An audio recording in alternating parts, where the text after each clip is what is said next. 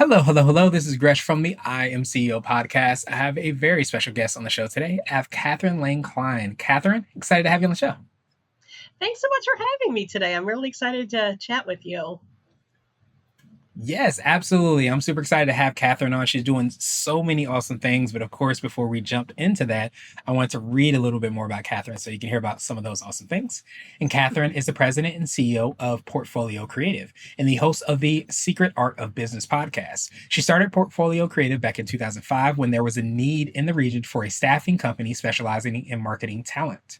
Prior to being a business owner, Catherine had a 15-year career in marketing, working for both small and Fortune 100 companies.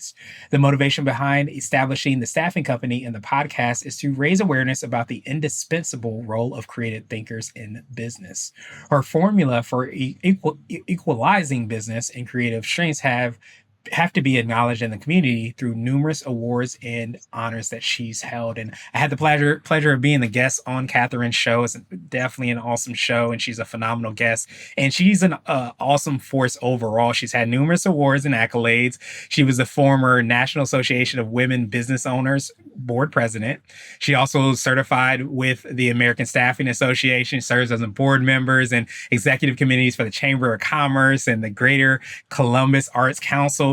She's a phenomenal person. So super excited that we get to have you on the show, pick your brain a little bit. Are you ready to speak to the IMCO community, Catherine? I am so ready. Let's get it started then. So to kind of kick everything off, I wanted to rewind the clock a little bit, hear a little bit more on how you got started, what I call your CEO story. Oh my gosh. So started with Portfolio Creative or life in general? Life in general and what led to Portfolio Creative and everything in between and all around. Okay. I essentially got into marketing kind of by accident. I was that art kid. Everybody remembers the art kid in school where they were asked, can you draw me this? Or, the teachers always said that you did an excellent job in something. So I took a lot of pride in that, and I had to figure out how was I going to do this continuously rather than work the factory like my family did. So I really came together with a plan to put myself through college in order to get that. So when I got to college, though, I thought, art student, this is fantastic, only to find out that a lot of artists don't necessarily make this a career. It is always seen a little bit of it as a hobby, but they did offer some career paths, one of which was in marketing and design. I chose marketing, much to my benefit, because in marketing, they had a class where you learn how to use a computer, specifically the Macintosh, which I date myself by saying, it was brand new. And people were saying this was going to be the design tool. So I learned how to do it. I graduated, was a little bit lost, but then I interviewed for this job in advertising. And I am pretty sure I got the job because I was the only candidate that knew how to use a Mac at the time, and they wanted to convert everything over. So I don't know if I was necessarily the best, but I knew how to use the stuff to get them going forward. So that's how I got into advertising and marketing. And I've had jobs in design and advertising and marketing. And then I also would freelance, intermittently throughout this, meaning I had a job, got a little bored, freelanced, got a job again, freelanced, got a job again. And each one of those intervals, I always found that it was challenging to negotiate your rate, to provide value for what you did. So there was just a time where I ran into somebody that I was working with who is now my business partner. And we came to the conclusion, it's really hard not only to find people at the price you want that are available, but it's also, as a freelancer, difficult to come in and say, this is what I would like to make hourly. And somebody would say, well, that's great, but we're only going to pay half that. And you have to kind of work in between, where that would be. So we, at the time, decided we're going to do something that nobody else was doing, which was really specialized in this space.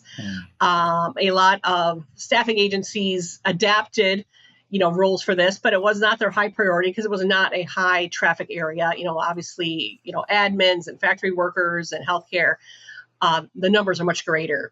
But we really like this niche a lot. It's all we wanted to do. So we became the liaison between the talent and the companies where we would negotiate the rate, have a lot of the hard conversations, find them the right person because we had a much larger database than I could possibly have. And we've been doing that now for 19 years, which is so crazy. And of course, other companies have now decided, hey, this is a great idea. Let's do this too. But we've always stayed very true to the fact that, we really believe in what we do. These are the roles that we did in many cases, or we worked with people that did do them. So we feel like that we really kind of embrace just the whole, you know, the value of it in general. It's not just numbers for us. It's actually trying to help people with their careers. And I decided to take that a step further with the podcast, which is The Secret Art of Business, where I am talking to people about, this is a value to everybody. If you're a banker, if you are a marketing person, that you need to have this power on the right side of your brain too. And if you're lucky, you tapped into the whole time, like myself. But there are some people that just always kind of dabbled in it, and they were the ones that ended up being successful. They're the ones that invent careers. They're the ones that are innovative and creative and have a little more in touch with experience for their clients and things like that. So I'm trying to make that valuable again by talking to successful people, yourself included, and understanding that you have to be fully dimensional and not just always driven, always putting in the hours, the grind, all that sort of stuff. It can be fun too, because you get to think about fun and innovative things. Yeah, I absolutely love that. And I appreciate you so much in sharing your journey, because I think that by sharing that, it really comes true with everything you've been able to do. And the word that's popping in my head is alignment, and just how all those things kind of happen in alignment, Yes. where you had those jobs, those opportunities that you're now helping people to find. And you've been doing this, just scratching the surface, I bet, on that 19 years and getting started and being able to kind of do those awesome things. Well, what I have found that has been, um, most interesting when I talk about people that have always kind of stayed in touch with their creative side. A lot of people think it's like, well, I don't draw, I'm not creative. A lot of the entrepreneurs that I talk with, we go back to what they did as a kid, and that's where our true creative side is. Before people said, you know what, stop fooling around, get to work, quit playing. And a lot of the people that are really in tune with that creative side are the ones that did a lot of imaginary play and daydreaming when they were a kid. And everybody would say, focus, quit daydreaming. But that was your right brain wanting to take over for a little bit and just say, you know what, I can think bigger. I can do bigger things. I can do greater things. And it was always stifled a little bit. And it's the kids that did like these long bike rides in nature, or played in the woods, or, created mud pies and tried to sell them to their neighbors and things like that. That's the stuff we're talking about. It's not the person who sat at the easel or in front of the drawing book. It's all of that. That is what makes the innovation and the creativity sparkle when we get older too. It's like, and that's why always one of the questions I ask people when they're on my podcast, what did you do as a kid? Because I want everybody to think about that. What did you do that you really loved before somebody said to get to work, and let's go back to that, because that is so valuable. Yeah, absolutely. And that's why I love, everything that you're doing. I remember being on the show and just talking about that, and tapping into that, because I feel like that plants a lot of seeds of like the essence of who you are as an individual. Like you said, the mud I pies or all those things. We were even talking a little bit about cereal reminiscing before we Yes, hopped on this, yes. and those cool things that we remember from our childhood and how they, ultimately carry over. But I don't know, have you ever heard of the book Range? I can't remember if we talked about this, but Oh, you know what? I don't think I have, it's but I would one love of to my hear about it. yeah, it's I feel like it's not widely known, but a lot of what it talks about is like the future belongs to people that have quote unquote generalized experiences. And I think a lot of times what we're Yeah, seeing in this world is that things are not siloed. If you're working, like you said, in an industry, and you're working in marketing and you're working in technology, those three things are usually combined on a daily basis. So now you actually need those varied experiences. You need that creative way to look at things in order to solve the problems of tomorrow. And if we don't do that, we're only selling ourselves short for some of the solutions that we can right. provide. So I feel like that's right in line with everything that you've been saying. I think that's absolutely right, because I mean, first of all, who wants to do just one thing forever? It's like, Yes. this is my job and it's in this little box, and but if you can contribute in other ways to your company, or you're in your business, you're trying to think of new things to do. I mean, that makes perfect sense. It's like, what else? What else? What else? You're constantly growing your mind and your job and your career and your life, and it all just kind of compounds. Yeah, absolutely. And I almost feel like, with the way that things are changing so rapidly, that even if you think that you're doing one thing for the rest of the 30 years or 40 years or whatever it is, it's going to evolve and to change. And you, Hmm. to be ahead of that or to even be sometimes in alignment with that, you have to also do that evolution and changing too. Absolutely. And that can be seen, I mean, just really in the shallow water, in that, how many companies have somebody work for them for 40 years doing the exact same thing. You're always changing. You're always or at least you should be refreshing your resume and adding things that you've done and thinking a little bit outside the box as far as, and I hate using that term, but I just went ahead and did it. You think outside the box about how, you can grow your own career. You might be think you're stuck in this one thing, but it's like, well, what am I really, really good at? And how can I add that to my job? And can I get to the next level? Because now I can do this. Because you might be really great talking with people. So maybe your boss needs to get you out networking, or maybe you're the boss and you need to be out networking because you are just really great at creating relationships. So it could, or other thing that too that people are always amazed at is how well of a project manager they are. Mhm. If that's not your actual job, add it to your resume, and somebody might be looking for that. So you know what, I really truly need an organized person in this area, Right. because all of that is valuable. It really is. Yeah, and all of it is all in alignment. And again, there's not as many silos. And a lot of times we think that thinking outside the box, or what if there isn't even a box? We have that perspective of like this, isn't even the limits to the things that we're doing, which is why I love all the awesome work that you do. So I know you touched a little bit upon like how you serve your clients. I wanted to drill down and see if there's a little bit more that you could take us through on how you're making that impact and serving the clients that you're working with. Oh, absolutely. When and I This is something that everybody kind of relate to. When they post for a job, they will get maybe 50 resumes. A lot of them aren't even a match, because there are people out there that's like, I'm just going to apply because I like this company and I just want to see if they have an opening in my space. So you are going to get a lot of static around any job that you post. What we can do is really look at, well, first we can get all those out of the way for you, and then we can really look at the skill, experience, the personality of the people too, because the thing is with marketing and creative and things like that, it's a little deeper than having two lines of numbers match up. It is about personality, it's about skill set, it's about what they've done in the past. For an example, a person that wants a corporate job, for example, is not going to be the same person that you put it in an advertising agency, because advertising agency wants you to just say, hey, we got a new client, we need a great new idea, let's reinvent this, let's rebrand. If you're in a corporate situation, they have a brand. Don't come in and think that you're going to change the world. You're Yeah, going to it steps basically, outside the it's a lines. little more pigeonholed, but they do want, Yeah. great ideas too. So it's a different personality that can do that, and it's a different skill set, so you have to be really careful in understanding what everybody's capable of doing. So we can vet a lot of people in that regard.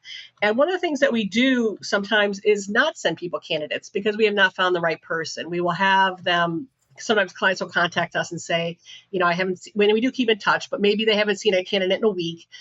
And we're like, you know what, because we haven't met the person yet. We have talked to 40 people and they are not a fit. And you know what? We saved you a heck of a lot of time by going through this. And sometimes it's a matter of somebody might look like a fit, but we call them and we talk to them, and their goals might not be in alignment with the company either.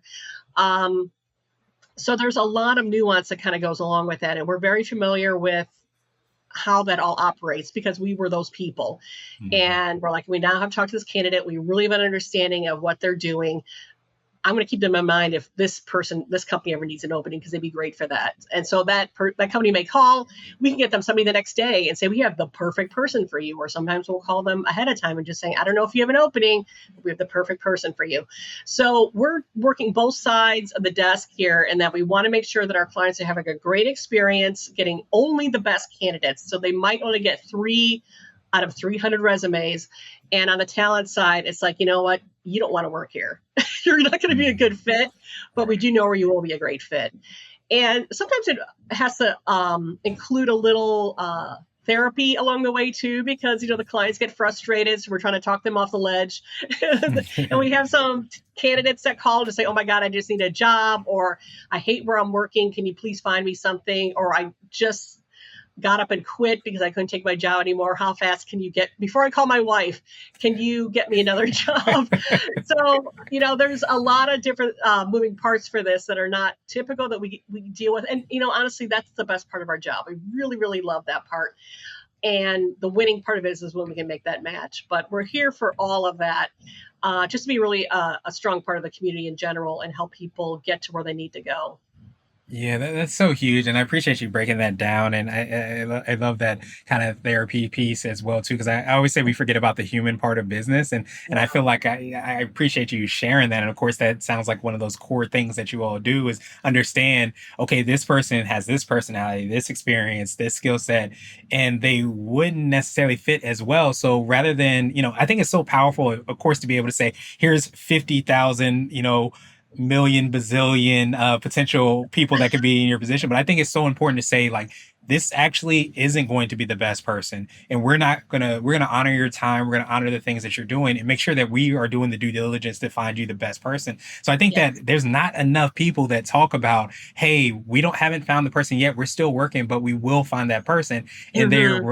they're willing to say that and do that. So I think that really is powerful. Oh, thank you. Thank you. We really believe in that. So I'm hoping that that resonates with the clients that we do have, or any potential clients that could be listening right now. Yeah, there you go. There you go. They're always ears out looking for talent. So there we go. We know where to find the talent and where to find the quality over the quantity, which Yes. is so Yes. huge. Do you feel like that's part of your either your personal or the company or a combination of both, the secret sauce, the thing you feel kind of sets you apart and makes you unique? Is it that ability to realize that, to understand that human aspect, but also be able to kind of execute on that on a regular basis? Do you think that sets you apart and makes you unique? I like to think so because a little bit of that has to do with just a passion for what we do. I mean, we Mhm. really believe in this. And I do believe that with every candidate, there's a spot for them. I don't know if it's where they think they need to be, but we will figure it out together. And it's the same thing with our customers too, in that we will find them the right person. It might take some time, and if they are kind of patient with us, we will find the person that is a fit. And we have a great NPS score with our clients. I want to say the last round it was like at 100, which is kind of impossible, but it's about really just getting that right fit in place, and and having the respect for each person. There are, in some instances, I'm not saying that, we have it, but again, we get that 100% based on sometimes, maybe we don't get the right fit. I'll throw that out there. And then a client might contact us and say, you know what, this is a problem. We'll take care of it. And it's a matter of, how you handle it, and that, what, this is just not the right fit for you.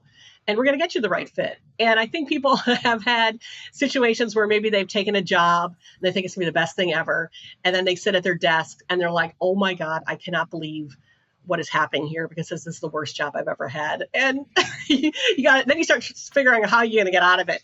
Well, in that instance, you have a person you can call, or if you've hired somebody Mm. and you're like, this is just not the right person, we can handle all of that. And I do believe there's a spot for everybody. There's a fit for every company. There's a fit for every talent. And we just take it upon ourselves to make sure that we make that the right thing, and try and be that middle, like I said, be that middleman between each party to make sure that mistakes happen. People are not the right fit. There's nothing wrong with that. You just get to move on. Or sometimes they're like, let me just be here I'll do it for a couple of years because I want the experience, but then I want to move out. We've all done it. We're just making that, I guess, normal. We're normalizing that Yeah. conversation. Yeah, I appreciate you and normalizing that conversation and having that conversation out there. And I think in NPS store, I know people that, and I'm people honestly, that may not know what that is. What is that referencing, that NPS score? It is a survey that gets sent out to our clients and our talent to make sure that Okay. we're doing a good job. And it's a scale on 1 to 10 on how they rate our experience. And Mm. like I said, it's funny because sometimes we'll get a written note that says, "Oh my God, you guys were excellent. I'll give you an 8." And we're like, "What, an 8?" Like, well, I don't give about 10. They're like, "Oh, you just messed up our score." So we have to take that with a grain of salt a little bit, but we just like to know that we're doing a good job. And you Right. do make yourself a little vulnerable by doing that, because they will tell you if something has gone wrong. But we have done this long enough where we know how to get it right, I guess is probably the best way of putting it. We really understand what people need. And a lot of it is just listening. A lot of it is just, keeping in touch. It's simple stuff. It's simple human stuff.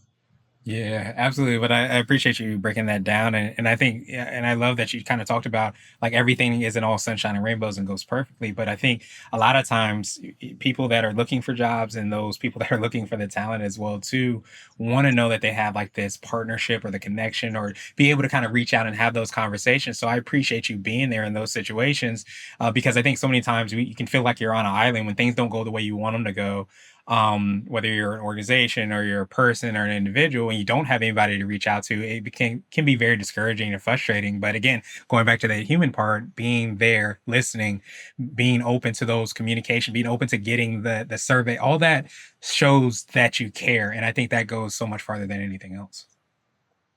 Yeah, and I think a lot of people have been in that situation. A little bit of my history too. In the years ago, worked with staffing companies before there was companies like this. And I mean, they tried. They tried to get me into roles, but they were just terrible fits. I would go in and they'd set me in front of a PC, and I'm like, what? What I is can't this? operate this thing. But early on, that was the only tool that was kind of out there. And or they would give me typing tests, and I'm like, yeah, artists don't do typing. I mean, we make four fingers at best, maybe a thumb, but we're used to a mouse and touch screens and things like that. So I've been in that position where I have felt embarrassed going to jobs and not Mm, knowing how to actually use the equipment or understand what the language they used, or it was a really big company and that a very elaborate system on how they, all the different drives people would have to use and stuff like that before the cloud. I mean, again, I'm dating myself, but there are other things too that have come up for our talent too that are like, I don't know what this is. We make sure that doesn't happen. We don't want people to feel embarrassed. And we also don't want our clients to have to do work again. Like somebody comes in, like mm. they didn't know how to do any of this and now I got to do it again and now I'm behind. We're hoping to eliminate all of that. And it's all based on the stuff that I've lived through, that my business partner has lived through.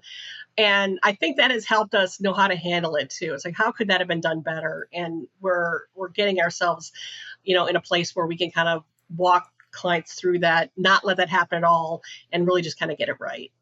Yeah, and I think that helps fuel the passion and everything and how you all are able to execute by being there. Again, I think that's so powerful by quote unquote kind of create scratching your own itch, so to speak, and being able to kind of understand that Yeah. experience and create something for that. And that solution is so powerful. So absolutely appreciate that. And I wanted to switch gears a little bit and I want to ask you for what I call a CEO hack. So this could be like an app, a book, or even Oh, a habit that you have, but what's something that makes you more effective and efficient? for me, and everybody that knows me knows this, is that it is a rock solid calendar. I have to have everything scheduled. Otherwise, it will not happen. And I even tell my family that if it's not in the calendar, it's not going to happen. If it is, I will get it done. One of my strengths is responsibility when it comes to the Strengths Finder, and I if I say I'm going to do it, it's going to happen. If it's in the calendar, it's going to happen. And with that said, I will put time in for. I hate using the word recreation because that's not it, but right brain things, because like I said, it's the lesson I'm trying to preach here, where and I would really advise other people to do this too, because a lot of the best ideas come in those quiet times, in those moments where we are stepping away from our work. So schedule that time. And the one thing that always makes me laugh about some of that is like people say, oh, what you need to do is you need to take a walk or you need to meditate. And I'm like, what? Meditation for me is just an explosion of thought and I can't have a quiet mind. So I have to do other things. So that's where the drawing comes out, the painting comes out. If it's a Mm, walk, it might be with a podcast. I weave in fiction books along with my business books because you have to get away from that left brain for a little bit to get the best ideas. So schedule that time in.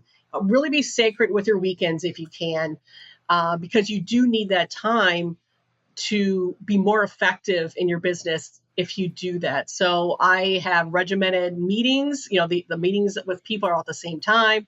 I have certain days for lunches. I have to have, like I said, this my start time might be earlier than other people, but my shut time down time is earlier than other people too, because I know where I am the most effective. So the calendar is my hack. I have to have everything in there, so I stay on schedule. So I, record the podcast, write the blogs, spend time with my team, spend time with my family. So that is what I do.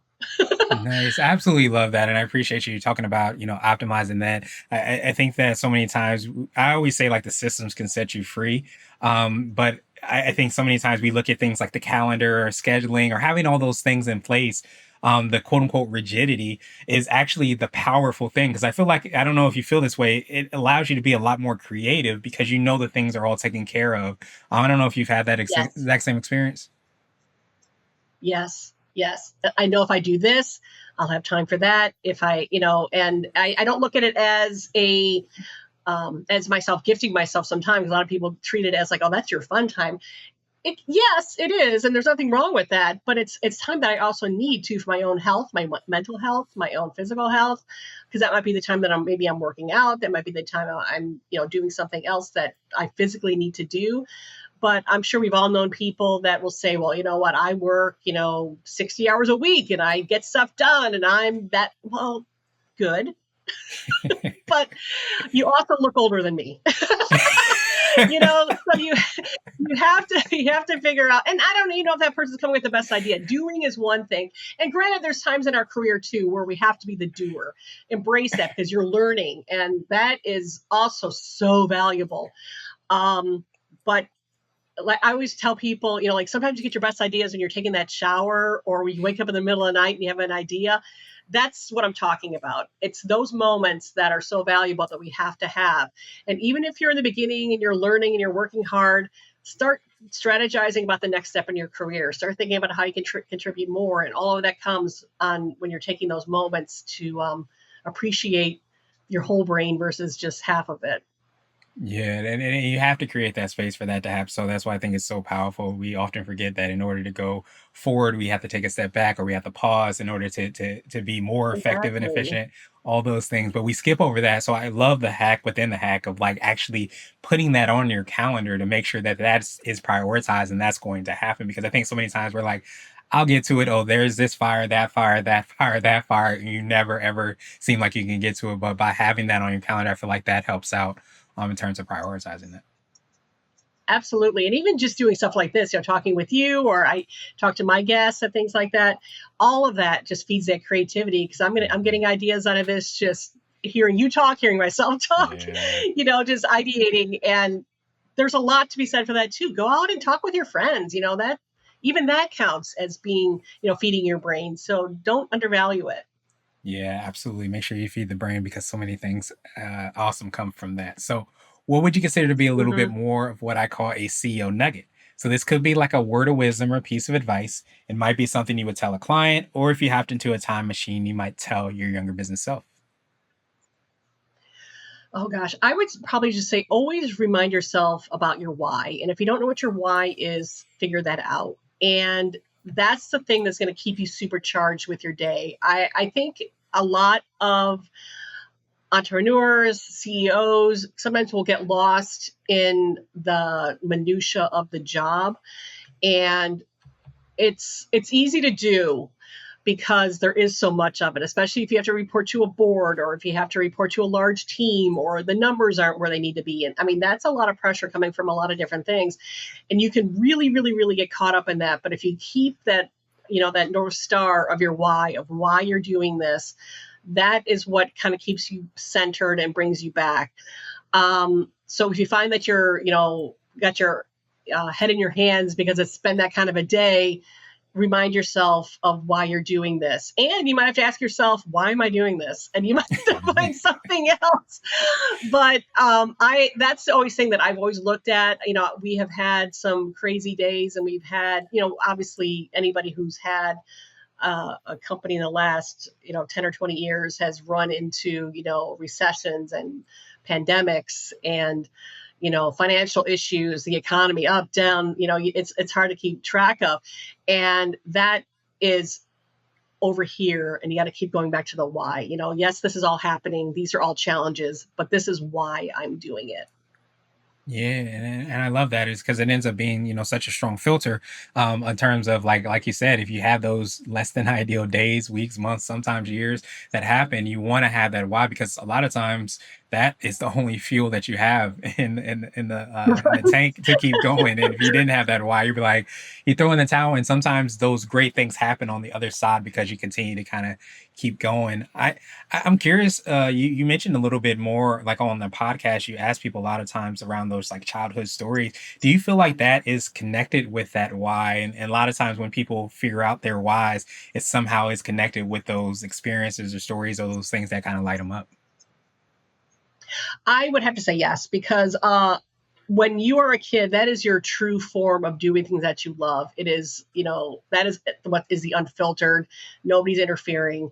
You're playing games with friends. You're riding bikes. You're doing all these things, and those are the things that you love. And it's always fun to kind of figure out what from that got me so excited. And some of my favorite stories about people that have done sports or have done, you know, just going around the neighborhood talking to the neighbors and things like that. Those are the best networkers.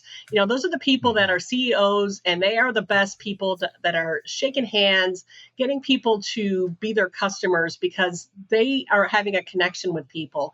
That's what they did as a kid. That's what they really loved. They loved hearing people's stories, and they loved all of that sort of stuff. And then there's the people that have done other things that have created experience. The people that make the kids that had maybe tea parties, or they were the ones that created these really elaborate Lego sets, or because they're creating an experience.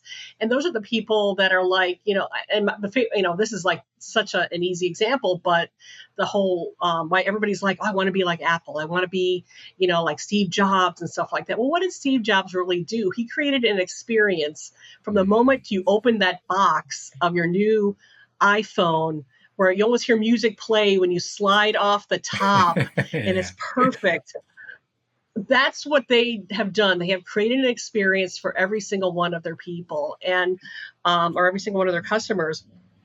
I mean, that comes from childhood experiences of knowing how to do that. And if you were a person that created fantastic floral arrangements, or like I said, if you had tea parties for your stuffed animals, you created an experience. So that's the sort of stuff you get. And people would have these imaginatory things where they create these worlds. That's the sort of stuff that is the passion that you need to bring into your business. And many times, because of the numbers, or like I said, the board or the teams, that gets abandoned. So just really think about, what did I do that I absolutely loved, and how can I interpret that to do that in business, or do that with my life. Sometimes that line can't be drawn. You can't drag that thread through. Then I always encourage people to find some sort of side thing to do that also feeds that. So you might have a job that feeds your passion. And I run into that a lot with people that are creative. We have placed a number of people that are actors that might do voiceover, and the jobs are not that plentiful. So they do that as a side hustle, make some money, on the weekends or whatever, but then they have another job. Sometimes that happens too. But if you can find something in your job, one little thing that you really, really love doing, that's going to provide the longevity and the growth and the enjoyment. I mean, no job should be a complete drag. They're out there. I've had a few, but it's not what Yeah. I'm doing now. So you just, you learn something while you're there and take it to your next thing. But always know what your why is. Why are you doing this? What is your passion? And try to keep chasing that in some way. Yeah, I love that. Thanks so much for expounding upon that. Yes, I've had those positions as well too. Fortunately or unfortunately, it makes you appreciate a lot more when you are in the right place. At the very least, that's one of the benefits of doing that. But yeah, it's so easy to kind of get lost in the sauce and have all those experiences of like, and lose sight of that North Star, lose sight of that why. And I think if you always have that, you can always filter through to even maybe know like, hey, maybe I'm not feeling good because I'm not in alignment with my why, and maybe I do need to do that side hustle or get that hobby, or maybe I do need to find something within the organization, whatever it is. I think if we have that North Star, that magnet, even that draws us back to it, we can find ways to kind of creatively be able to implement that or execute that in our lives. Yeah, I mean, just for a simple example too, just to kind of help people with that as well, is like, I've talked to a number of people that were very involved in sports, when they were younger, for example, and they have pulled strategy into their business. Like, because games are just nothing but strategy and a lot of Mhm. hustle. And there are some people who don't get that opportunity in business. So what they've done is now they're coaching kids' teams so they can have that, Mhm. or they'll buy tickets to their favorite game, or just go and maybe watch the local baseball players play at at a much cheaper rate or whatever. But it's about keeping that passion alive, if it's casually or if it's in business. But just know that about yourself. It's like, this is what I need in my daily life, and how do I work this out? How do I get this on my calendar?